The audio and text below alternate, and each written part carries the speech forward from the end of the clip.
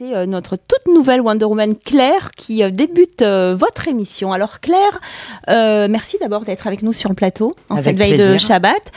Alors tu es actuellement, ton métier, donc c'est plombier ou plombière. C'est ça. Alors, on dit pas souvent plombière, mais ça se dit.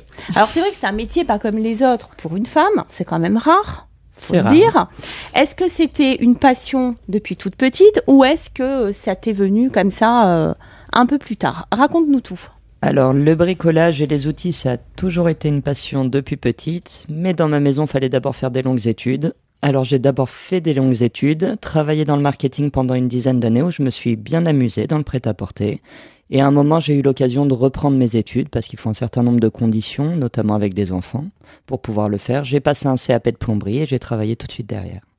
D'accord, donc en fait, je suis admirative de reprendre ses études et de devenir plombier. Je suis vraiment scotchée, hein.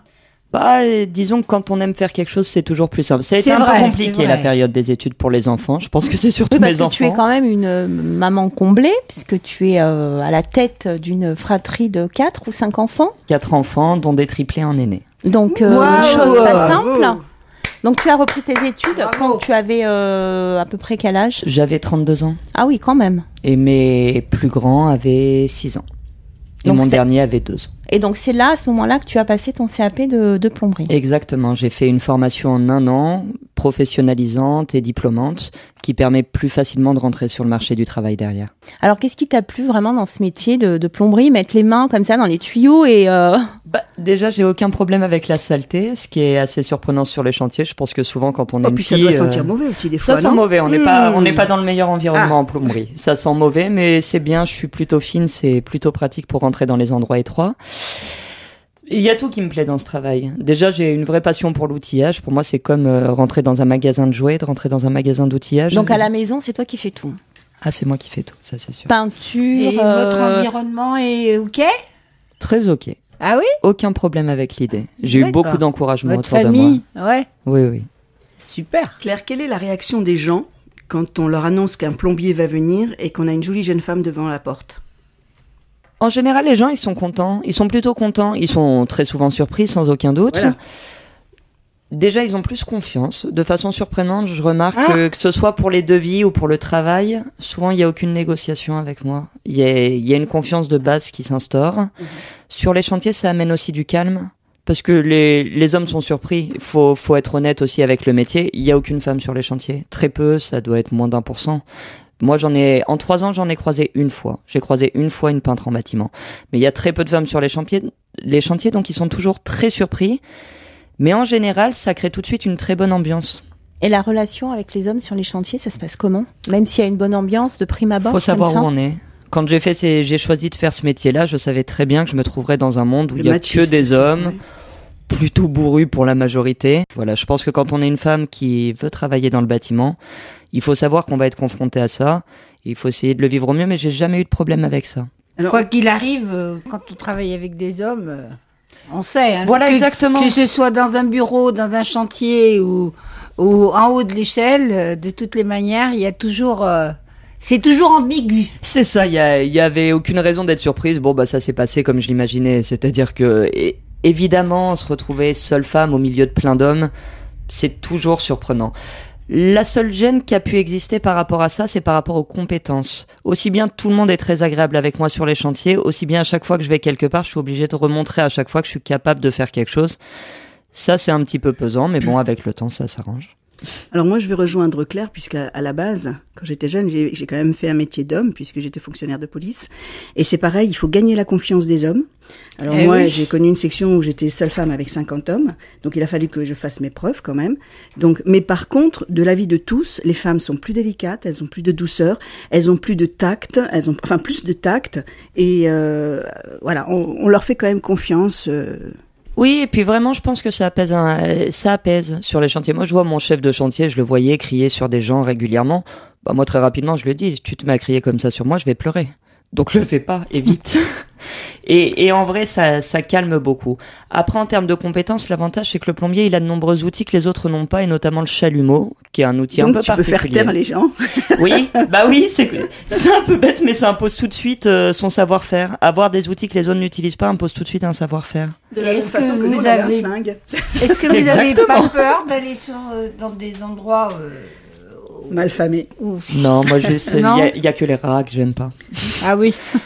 Et j'en croise régulièrement. Dans les canalisations? Dans les canalisations. Oh, et dans les caves. Claire, donc tu travailles sur des chantiers, mais est-ce que tu as une société? Est-ce que tu voudrais te mettre à ton compte à un moment donné? Clairement pas. Je travaille à côté de j'ai un emploi fixe où je suis uniquement sur du gaz. Je travaille uniquement sur du gaz, qui est ma spécificité depuis le départ. Très vite, quand j'ai été plombier, j'ai travaillé dans le gaz. Donc c'est des plombiers particuliers. Et à côté de ça, je travaille en indépendante sur de la plomberie traditionnelle, sanitaire et du chauffage.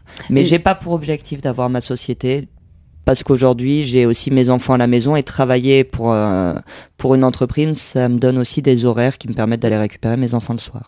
Les enfants, comment ils prennent tout ça, de voir maman avec un bleu de travail ou une combinaison de plombier?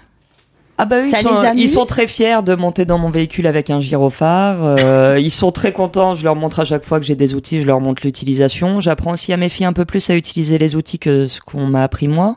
Parce que quand j'ai repris mes études, j'ai remarqué que j'étais en difficulté sur beaucoup de choses. Pas parce que j'étais une femme, parce que je pense que c'est sociétal et éducatif de ne pas habituer les femmes à utiliser de l'outillage. Donc c'est vrai que mes filles, j'ai tendance à beaucoup leur montrer. Eux sont très très contents de me voir faire ça, et je pense que ça leur apprend aussi que dans la vie, il faut aller faire ce qu'on a envie. C'est une belle transmission en fait. J'espère. Donc, est-ce qu'il y a une de tes filles qui préfère être coiffeuse ou esthéticienne, ou elles veulent prendre l'exemple de sa maman? J'en ai une qui est très fifi et une autre qui rêve d'être pompier. Un pompier. Bon, on aura un pompier et puis un plombier. Exactement. Bon, mais très bien. En tout cas, merci Claire de ce témoignage, d'être venue parmi nous, parmi les Wonder Woman, parler un petit peu de toi, de ta vie.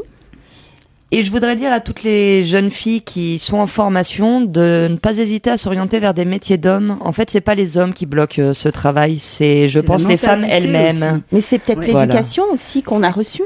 C'est assurément l'éducation qu'on a reçue. Je pense que très rarement les jeunes femmes, on les oriente vers des CAP manuels. Je pense que c'est encore quelque chose où il y a du gros travail devant. C'est peut-être aux parents aussi d'orienter vers ces métiers-là. Disons que ça fait peut-être pas plaisir aussi aux parents d'avoir une fille qui fait un métier d'homme. Aujourd'hui, c'est pas encore rentré dans les mœurs. Mais qu'est-ce qui pourrait être dérangeant? Ah, mais pour moi, rien. Mais en tout cas, pour nous, rien. Mais je pense qu'il y a beaucoup de parents aujourd'hui qui préfèrent voir leur fille dans un bureau ou sûrement. Ou autre chose que sur un chantier avec beaucoup d'hommes. Tout va dépendre du caractère de la fille. Aussi. La vois pas finalement, en l'entendant, je la vois pas devant une machine à écrire. Avant, j'ai travaillé dans le prêt-à-porter pendant des années, donc j'étais clairement dans un monde de femmes. Un monde de fifi, hein. Ah, un monde de fifi, mais j'ai adoré ça. Ça a été très plaisant. C'est une mentalité très différente. J'ai pas quitté mon métier parce que je le détestais. Clairement, ma reconversion, elle est pas venue comme ça. J'avais juste envie de m'amuser. Clairement, et d'ailleurs, je me le dis encore aujourd'hui, je pense que peut-être un autre jour, je ferai un autre métier. Je suis très attiré par les études de médecine. Je pense qu'il y a des chances qu'un jour, j'ai envie de faire ça. Mais tu sais que là, tu pars pour 10 ans d'études. Hein. C'est pour ça que je vais attendre d'être à la retraite. C'est pas pour pratiquer, c'est juste pour apprendre. Une dernière question. La sécurité sur les chantiers, elle est gérée comment?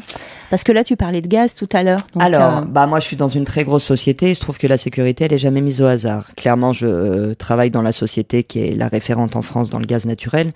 Donc, les normes et tout ce qui est normes de sécurité, c'est très poussé, ce qui n'est pas le cas d'une petite société.